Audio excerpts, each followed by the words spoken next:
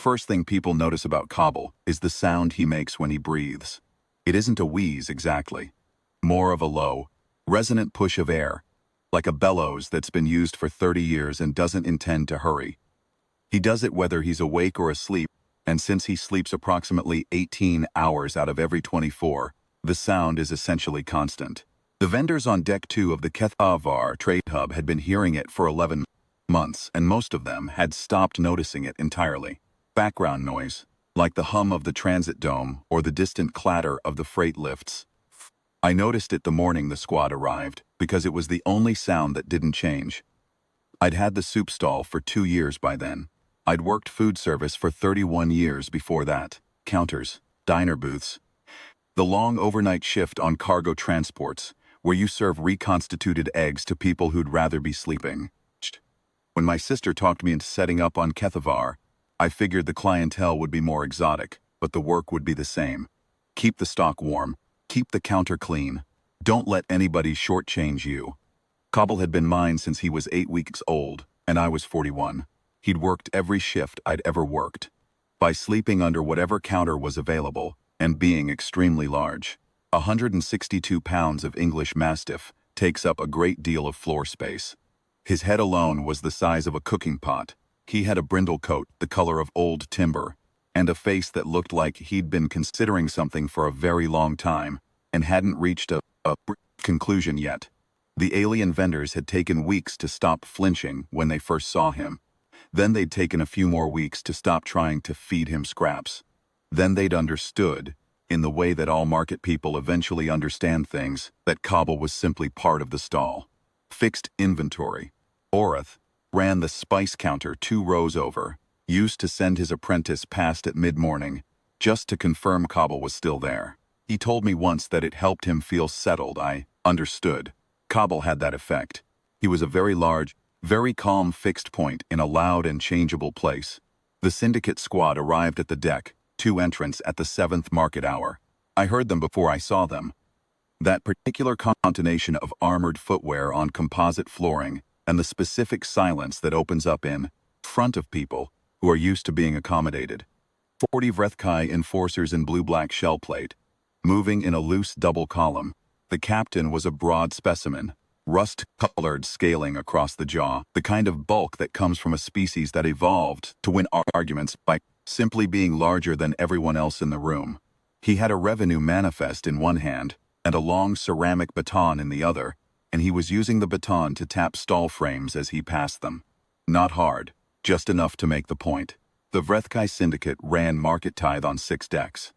It was technically unlicensed under hub charter, which everybody knew, and nobody pushed, because the alternative was a conversation about fire suppression compliance and whether your ventilation met in code. I'd paid it the previous 2 months. Not happily. The captain stopped at my counter. He looked at the menu board, at the soup warming in the rack, looked at me. His gaze went to the floor behind the counter for exactly 1 second. Registered Cobble, registered large, inert, apparently irrelevant, and moved back to me. Tithe, he said, full rate, Deck 2 assessment. I set down the lodel I'd been holding. I paid last month. New month. He put the manifest on my counter without looking at it. New rate. Rate had gone up 40%. I could see it in the column without picking up the manifest. I didn't pick it up. That's not what I agreed to, I said. He reached across the counter, picked up my day's chit from beside the warming rack, and pocketed it. Just like that. Whole morning's receipts, he said. Adjusted terms. 2 words, in the flat way that people say things when they've already decided how the conversation ends. Then he took hold of the awning support. The aluminum crossbar I'd bolted above the counter myself. The one with the small painted sign that said Marins in standard and 3 alien scripts. And he pulled it loose. The awning came down in a heap across the front of the stall. A warming rack tipped. Soup went across the counter. Behind me, Cobble's breathing continued at the same pace. I put my hand on the counter to steady myself. My palm went into the spilled soup. Hot. I didn't say anything, because nothing useful was available yet. The captain turned to wave 2 of his squad forward. Standard procedure, I gathered, when a stall needed its inventory logged for compliance review. One of them, A young enforcer with pale scaling and a new baton still shiny at the grip walked around the end of the counter. He was looking at the spice shelf. He almost walked into Cobble. He stopped. Cobble was still lying down, but he'd lifted his head. He did it the way he always lifted his head, slowly, with that quality of a thing that has been considering whether the effort is worth it and has decided, marginally, that it is. His eyes were half open. He looked at the enforcer the way he looked at everything, with the ancient, unhurried expression of a creature that has reached a settled opinion about the world and found it sufficient. The enforcer took a step back. "What is that?" he said. "That's Cobble," I said. "What species?" "Earth dog." He said something to the captain in Vrethkai. I don't have more than working Vrethkai, but I caught the structure of it, the phrase that means approximately, "Should we be concerned about this?" Captain made a dismissive click and gestured him forward. The enforcer looked at Cobble. He looked at the captain. He looked back at Cobble. He didn't go forward.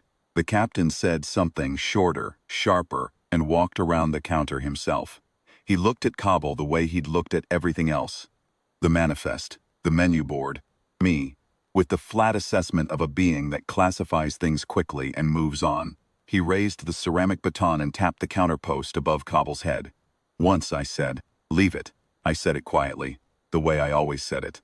The way I'd been saying it since Cobble was 8 weeks old, and the world was full of things he'd decided needed his attention. Cobble stood up. He didn't lunge. He didn't bark. He didn't make any sound beyond the familiar exhale of a very large animal getting to its feet after a rest. He simply rose to his full height, which, when he had all 4 legs under him and his head up, was considerable, and turned to face the captain. The captain stopped. I want to be precise about what happened next because there is a version of this story, told by other people, that involves a great deal more action. That version is wrong. What happened was this. The captain stopped, and Cobble looked at him, and the captain made a very small and involuntary adjustment backward. Not a retreat, just a recalibration of distance. The kind of movement you make when you've just understood, on a level below conscious thought, that the thing in front of you has a different relationship to concepts like threat and response than you'd assumed. Cobble held his ground. His tail moved once, slowly, and stopped. The captain turned and walked back around the counter. He said something to his squad in Vrethkai that I didn't catch. The double column reformed and moved on down deck 2. 3 of them didn't walk easily. I noticed that. I didn't ask. The incident report, when it came through the hub's administrative system 4 days later, listed the event as a compliance review interruption, fauna intervention. The syndicate credited my day's receipts back to my account, which I hadn't expected. The report also attached, without explanation, a small green certification tile, the kind issued for permanently licensed market operations, carry exemption from discretionary levy assessment. Indefinitely valid. Registered to the stall, not to me. Registered specifically to the stall's security auxiliary, with Cobble's weight, height, and species listed in the notes field. Somebody at the syndicate had taken the time to write it up properly. Orath came by that afternoon and stood looking at the certification tile for a while. "You should hang it where it's visible," he said finally. I was thinking about it. He went back to his counter, talked to his apprentice, and by the following morning, there were 12 laminated copies of the tile hanging in stalls across deck 2. Nobody had asked me. The vendors had just made a collective decision that the information should be broadly available. I put the awning back up. I made a new batch of soup. Cobble ate his dinner, turned 3 times on his mat, and lay down with the careful deliberateness of a creature that has fulfilled its professional obligations for the day and intends to sleep for the next 18 hours. His breathing filled the stall, slow and even, like it always did. I stood at the counter and ladled soup, and thought that 31 years in food service had taught me most of what there was to know about how rooms, who takes up space, who holds ground, who the room actually belongs to when it comes to it. Cobble had always known. He just hadn't needed to mention it before.